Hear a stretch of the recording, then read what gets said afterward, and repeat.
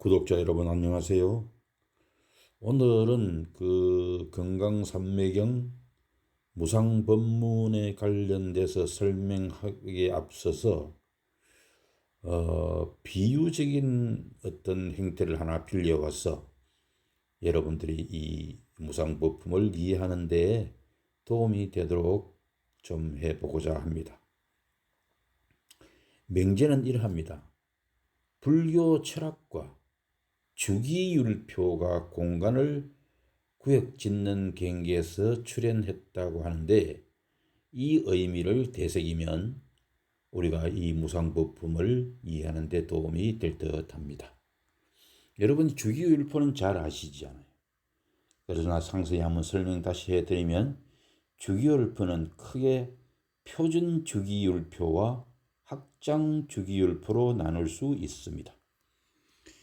표준 주기율표는 원자 번호가 1에서 118인 원소들을 표로 나타낸 것입니다. 현재까지 알려진 모든 원소들이 표준 주기율표에 포함되어 있습니다. 확장 주기율표는 원자 번호가 119에서 172인 원소들을 포함한 주기율표입니다. 아직 발견되지 않은 원소들이지만 이론적으로 예측된 원소들을 포함하여 표로 나타낸 것입니다. 이 외에도 원소들의 특성을 바탕으로 주기율표를 분류하는 방법도 있습니다. 첫 번째가 전자구성 주기율표입니다. 이 전자구성 주기율표는 원소들의 전자 구성을 바탕으로 주기율표를 분류한 것입니다. 그 다음에 원소 성질 주기율표입니다. 이 원소 성질 주기율표는 원소들의 화학적인 성질을 바탕으로 주기율표를 분류한 것입니다. 그 다음에 세 번째로 원소 구조 주기율표입니다. 원소들의 원자 구조를 바탕으로 주기율표를 분류하는 것입니다. 이러한 다양한 분류 방법을 통해 주기율표는 원소들의 성질을 이해하고 예측하는 데 중요한 도구로 사용되고 있습니다. 따라서 주기율표의 종류는 크게 표준 주기율표, 확장 주기율표로 나눌 수 있으며, 그 외에도 다양한 분류 방법을 통해 주기율표를 분류할 수 있다는 것을 말씀드렸습니다. 자, 그러면 이 주기율표와 불교 철학과의 연관성, 그 비유로 보면은 어떠한 부분이 있을까? 그것이 오늘의 요지입니다. 다시 말씀드리면 주기율표는 원소의 화학적 성질과 원자 번호를 바탕으로 원소들을 정리한 표이지요. 주기율표는 원소들의 화학적 성질이 원자 번호에 따라서 규칙적으로 반복된 것을 보여줍니다. 주기율표가 공간을 구역짓는 경계에서 출현했다고 하는 뜻은, 주기율표는 원소들의 화학적 성질을 이해하기 위해 원소들을 공간적으로 구역짓는 경계에서 만들어졌다는 것을 의미합니다. 불교 철학에서 경계는 실체가 없는 상대적인 존재를 의미합니다.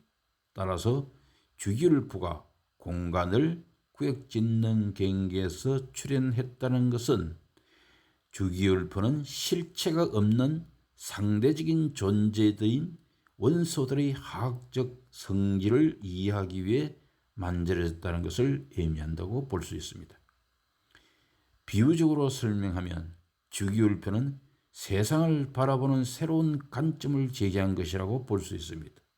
이전에는 세상을 하나의 연속적인 공간으로 바라보았지만, 이 화학적 주기율표가 등장하면서 세상을 작은 단위로 나누어진 공간으로 바라보게 해주었다는 뜻입니다.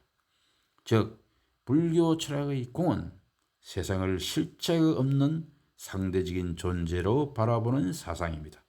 따라서 주기율표가 공간을 구획짓는 경계에서 출현했다고 하는 의미는 불교 철학의 공의 사상과 유사한 점이 있다고 볼 수 있습니다. 다음은 주기율표와 불교 철학과의 연관성을 비유적으로 설명한 예시들인데요. 주기율표는 원소들을 공간적으로 구획짓는 경계에서 만들어졌다고 말씀드렸죠. 불교 철학에서는 경계는 실체가 없는 상대적인 존재를 의미하잖아요. 따라서 주기율표는 실체가 없는 상대적인 존재인 원소들의 화학적 성질을 이해하기 위해서 만들어졌고, 주기율표는 세상을 바라보는 새로운 관점을 제시했었습니다. 또한 불교 철학의 공은 세상을 실체가 없는 상대적인 존재로 바라보는 사상이며, 따라서 주기율표는 불교 철학의 공의 사상과 유사한 점이 있다고 볼 수 있습니다.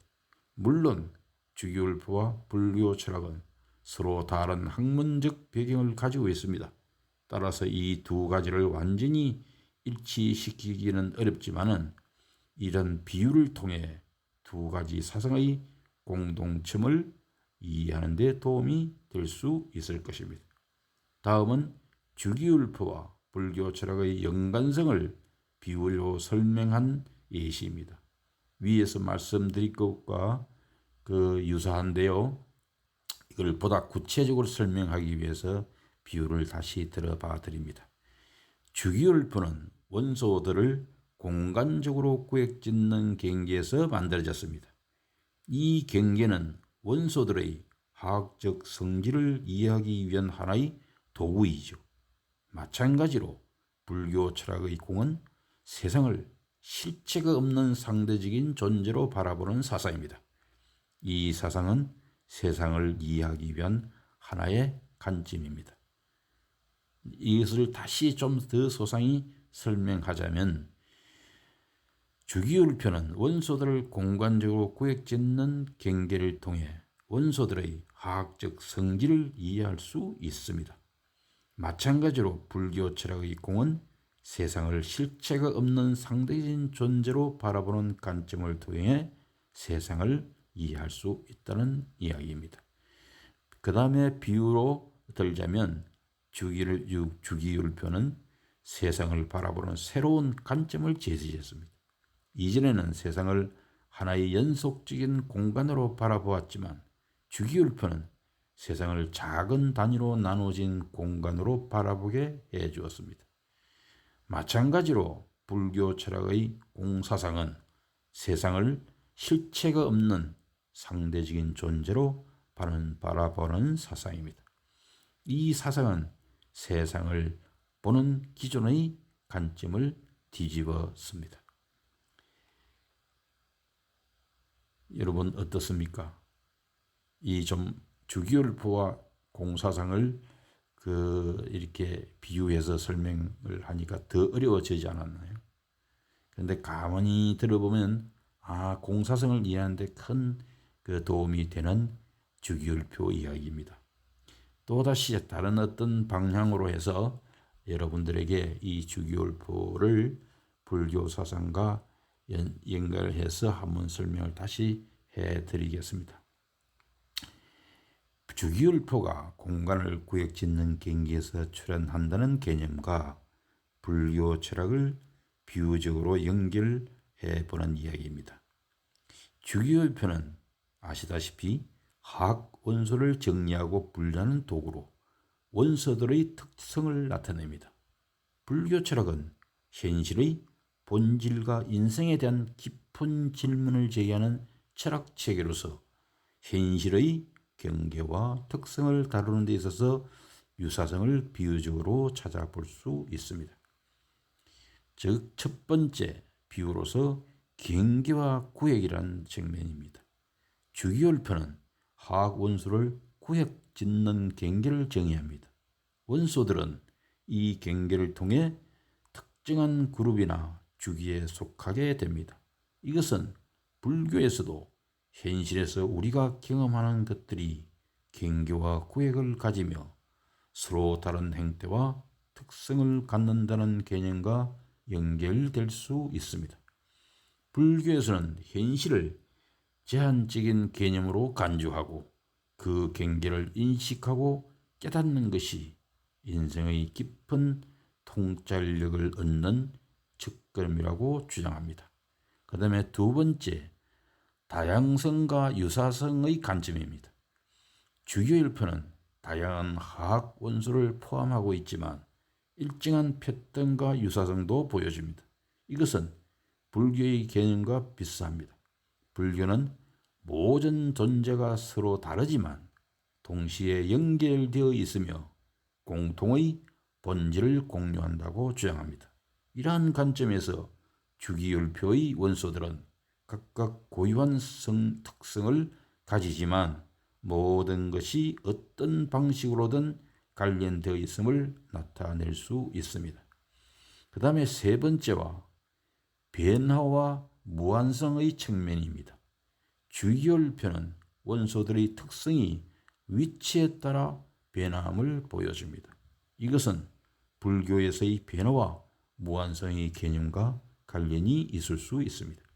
불교는 모든 것이 변화하고 무한한 과정을 통해 진화한다고 주장하며 화학적 원소의 위치와 특성도 화학적 변화를 통해 바뀔 수 있음을 나타낼 수 있습니다. 이러한 연결은 비유적인 수준에서의 유사성일 뿐이며 주기율표와 불교 철학이 서로 다른 분야이며 다른 목적을 가지고 있습니다. 그러나 공간과 경계를 다루는 주기율표의 개념은 불교 철학의 몇 가지 개념과 함께 고차원적인 이해와 관련되는 데 사용될 수가 있습니다. 오늘은 여러분들에게 주기율표를 예를 들어서 삼매경, 금강삼매경에 나오는 무상법품의 그 여러 보살님들의 그 부처님께 드리는 질문에 간접적인 설명으로 들어주시면 감사하겠습니다. 여러분들 건강하세요. 감사합니다.